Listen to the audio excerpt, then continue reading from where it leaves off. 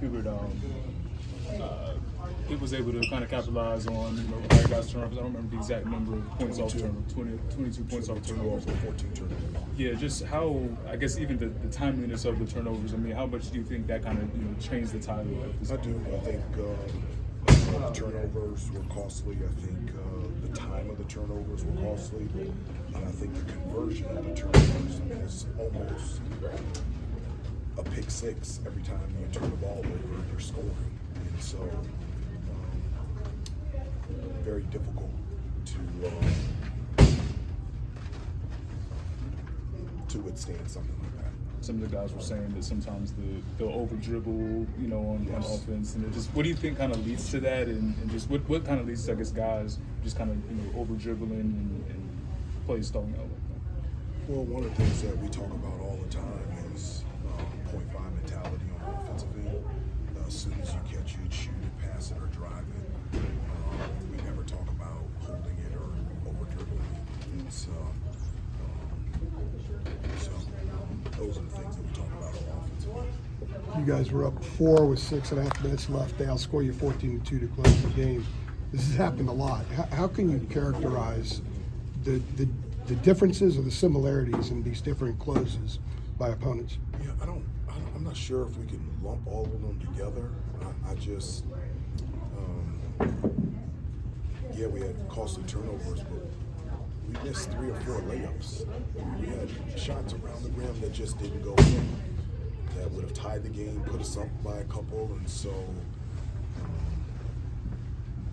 we had 3 looks at the rim to tie it within 2 minutes to go, and just weren't able to convert.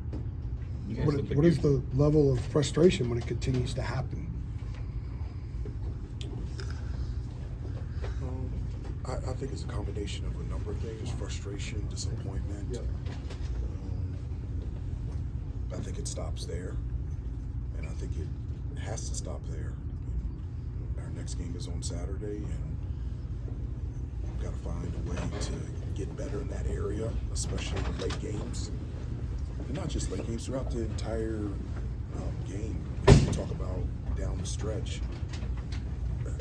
I don't know how many points we had, but we had a lead in the first half.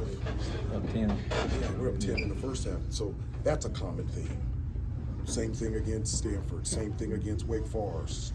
We have leads, and then we go into halftime, and we're only up by 1 or up by 2. I can't remember how much we led in the second half. It's just 7. Yeah. So, and one of the things that we always talk about is, we can get there, but can we stay there? With that level of attention to detail and consistency. And so, I wouldn't point towards just the end of the game. I would say throughout the entire game, where we've done a good job of building the lead, and then we have those stretches throughout the entire game. You guys Folks, just hang on. If you want Elliot, he's heading out, so grab Elliot right now too, please. You guys had a really good rhythm shooting around the perimeter in the first half. What changed that got you guys out of that rhythm, or what did you guys need to do better to maintain that throughout the rest of the game? Well, defensively they switched up and started switching everything on and off the ball, and so when teams do that, they make you play one-on-one. And as I referenced before, I felt like instead of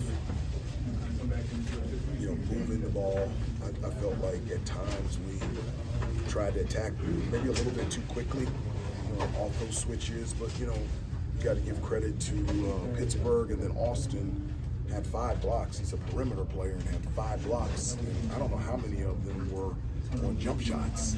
And so,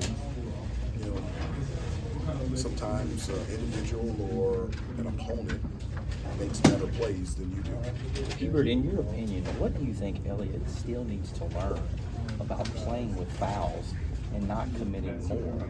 It seemed like his foul trouble tripped you up some in the second half, because when he was in, you guys were crisper, it seemed like.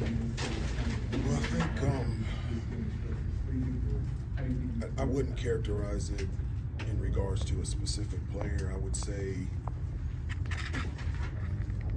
our foul troubles 90 feet away from the basket, those types of fouls, they may seem low, but that's one towards the penalty. Sorry about that. Yeah. And so that gets a team towards the penalty. So that's been another thing. You know, we lead the ACC in free throw attempts and free throws made, and we lost a battle at the free throw line. In large part because Pittsburgh in both halves were able to get into the penalty because we had unnecessary fouling. Hubert, how do you keep these guys together and spirits up? Oh, that's easy. Yeah, that's easy. Is it? I think I do. I mean, what choice do you have? I mean, yeah, you do. I mean, I love these kids. I love this team, and it's a great lesson for this group and this team. And it's a great lesson for life. And I really believe that there is no choice. The choice is to get back up and step forward and continue to competitively fight and prepare and continue to improve. I just don't even think there is a choice. Do you look at it like we're close over and over again in these late game situations, or do you more look at it like we can't find a way to close it out outside of Boston College? Yeah, again, I wouldn't look at it in late game situations. I would characterize it for the entire game. You know, you said we're up by 10 in the first half. You know, it's those stretches, and we have a thin margin for error, and those stretches throughout the entire game, really hurt us. Hubert, we've all seen rivalry games change teams' focus, get them really together. I mean, to an extent, we saw that with you guys in 22. What happened at Cameron seemed to change the whole season. Do you look at Saturday as an opportunity for this team to really lock in and get moving in the right direction? Saturday is we'll prepare, we'll practice, and we'll play with the same type of competitive enthusiasm that we played with tonight. You know, I don't believe in one game being more than. I think every game is a Super Bowl. Whether it's a preseason game, I just anytime you get a chance to step out there on the floor, you should be ready to go. One more. Most of these guys, you're gonna get them again on Thursday, and it's midnight. So, How close was Jalen Washington to playing tonight? I mean, he warmed up some. Yeah, he wasn't close, but he's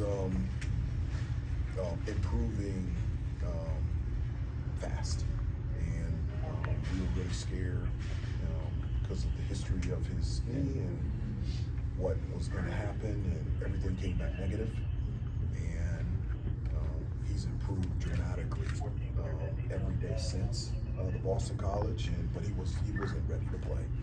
He didn't practice the last couple of days, but he's improving a lot every day. thanks, Coach.